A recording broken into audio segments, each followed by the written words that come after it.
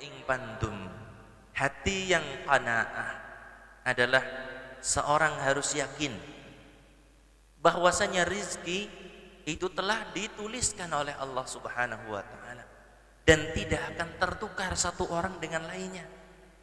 Enggak ada istilah rizki tertukar. Sebagaimana enggak ada istilah jodoh tertukar dengan yang lain gitu, enggak ada. Rizki enggak ada yang tertukar.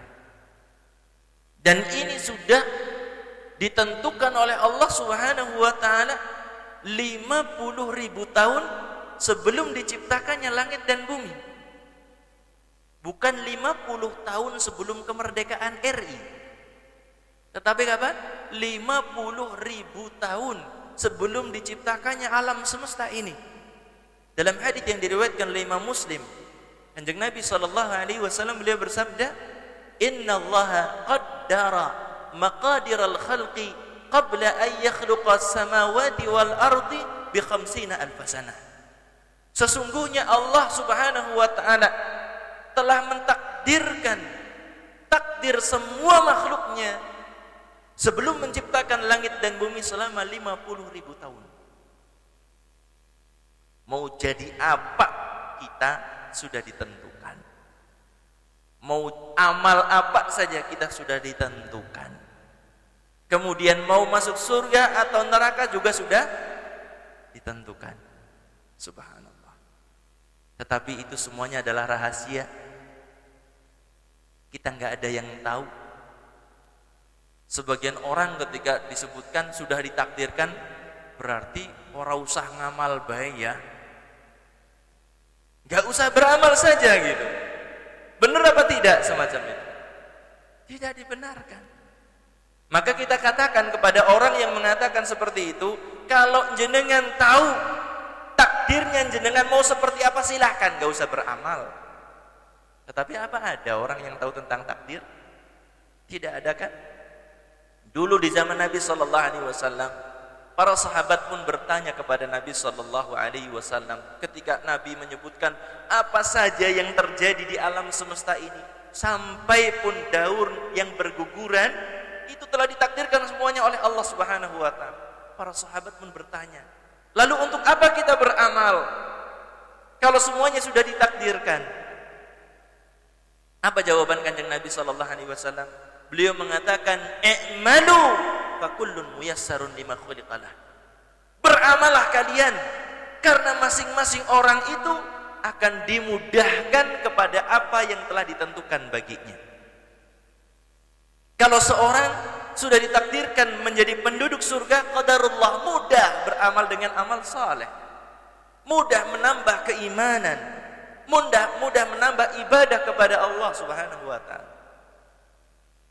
Kalau seandainya ada orang sudah ditentukan menjadi penduduk neraka, maka juga dia akan mudah, qadarullah, mudah terus untuk beramal dengan maksiat kepada Allah Subhanahu wa taala. Maka yang ada tinggal kita husnudzon sama siapa? Sama Allah Subhanahu wa taala.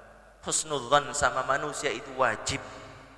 Husnudzon kepada Allah lebih wajib lagi.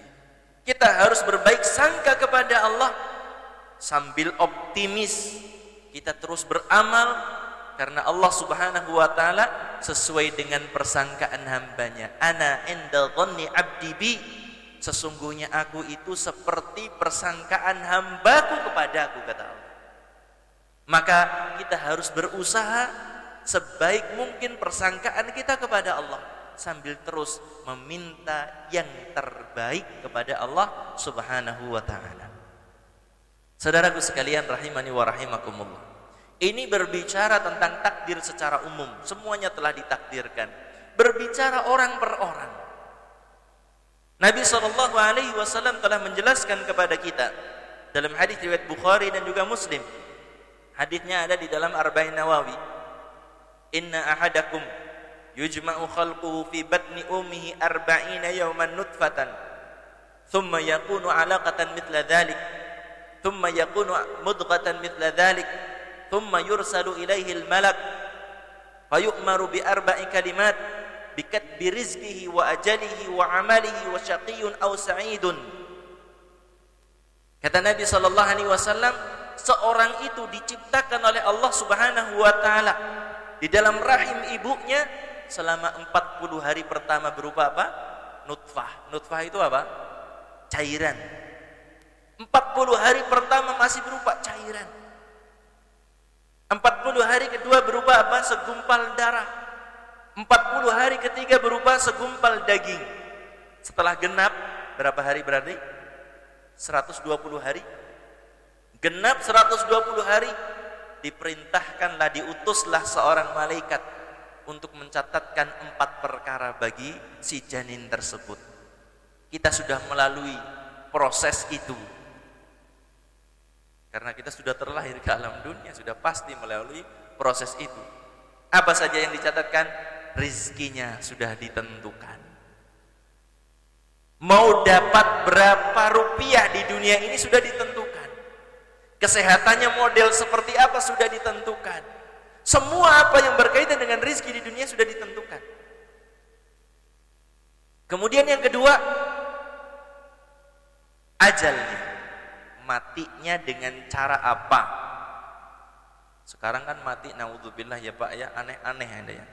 Korban pembunuhan, mutilasi. Kalau di Jakarta di sini alhamdulillah ya belum sekejam di ibu kota. Pembunuhan ada tetapi tidak sampai seperti di ibu kota. Kalau kita dengar, kita baca beritanya, naudzubillah, ngeri sekali. Semuanya telah ditentukan oleh Allah Subhanahu wa taala. Mau matinya dengan sakit, ada yang wajar, ada yang kecelakaan, usianya berapa, tempatnya di mana, semuanya telah ditentukan oleh Allah Subhanahu wa taala. Kemudian wa amalihi, amalnya ternyata sudah ditentukan juga. Mau jadi orang saleh, mau jadi orang ahli maksiat, mau jadi orang musyrik, na'udzubillah min dzalik, dari kesyirikan. Kita berlindung kepada Allah dari kesyirikan. Semuanya telah ditentukan oleh Allah Subhanahu wa taala. Wasyaqiyun aw sa'idun, sengsara ataupun bahagia, semuanya juga telah ditentukan oleh Allah Subhanahu wa taala. Tetapi sekali lagi saya mengingatkan, ini semuanya adalah rahasia Allah, maka tidak diperbolehkan atau tidak dibenarkan sama sekali seorang bersandar kepada takdir. Sudahlah kalau seperti ini, saya mau kayak gini aja. Buat apa repot-repot sholat, nek akhir-akhire mlebu maring neraka. Kan banyak orang seperti itu.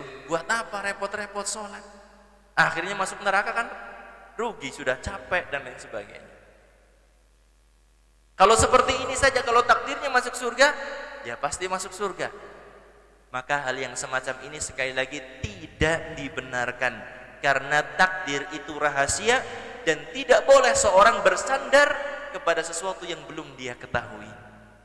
Saudaraku sekalian rahimani wa rahimakumullah, rizki telah ditakdirkan oleh Allah, telah ditentukan oleh Allah Subhanahu wa taala.